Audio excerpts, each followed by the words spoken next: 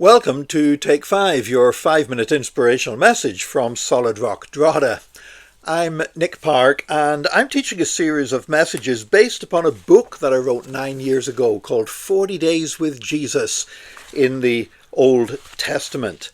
And we're actually taking a lot more than 40 days with these Take 5s because, there's 39 books in the Old Testament, but Jesus appears on page after page. There's wonderful foreshadows and prophecies about Jesus all over the Old Testament. And so we're going through it book by book, and we've now reached the book of Esther. And Esther's an unusual book because Esther is one of the two books in the Old Testament that doesn't mention God. Not by name anyway. God's not mentioned in the book of Esther, and God is neither is he mentioned in the book, the Song of Solomon. But I say with the book of Esther, God is still all over the book. You can see his guiding hand in history. Because Esther was a young girl who basically suffered slavery and humiliation. Now, we read that she became the queen of the king of Persia, but to be honest, to be the queen was to be one of the women in the harem. He had a few queens, and his queen Vashti had basically been humiliated. The king had wanted her to do a striptease in front of his guests at a dinner party as drunken oafs of guests, and she refused to do this, and as a result was removed from her position as queen.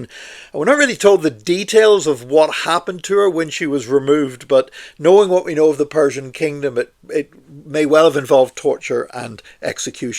And so Esther finds herself in this situation. She has no choice. She's a slave. She's a captive Jewess. She's subjected to humiliation, degradation, sexual assault. She's a victim of people trafficking. You know, she's the kind of person that we go on marches because of today when we protest against people trafficking. And yet there in that position, her uncle comes to her when there's a great threat to the Jewish people within the land, and there was a real attempt to bring a genocide that would destroy them all. Her uncle Mordecai comes to her and says, "Who knows but you came to the kingdom for such a time as this?" Which must have seemed an awful thing to say because Esther was a slave. She'd been humiliated.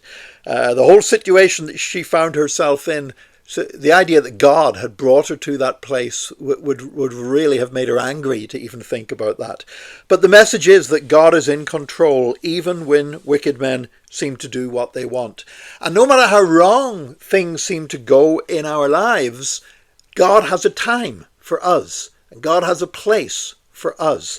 And we are brought to situations for such a time as this. And that, of course, was true more than for anybody in history. That was true of Jesus.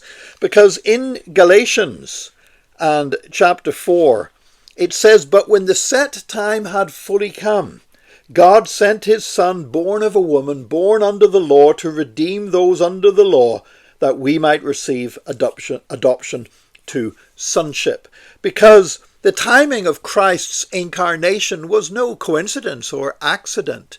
You know, people had tried philosophy and it hadn't answered life's problems. They'd tried different forms of religion and that hadn't answered life's problems. And then along comes Jesus, and he comes along at such a point when perhaps for the first time in the world's history, all the known world is speaking a common language, Greek. All the known world now has a road system whereby people can travel with reasonable safety, taking a message from one place to another. It was just the perfect timing for Jesus to come was at that moment in history, because God was bringing Jesus to the world for such a time as this. And so when I read the book of Esther, even though the name of God is not mentioned, it still brings me back to Christ. Because just as God was in control of the life of this seemingly powerless Jewish girl and used her to save her people, God was totally in control of Jesus and the coming of Jesus. And God, I can be confident that God is in control in your life and my life as well.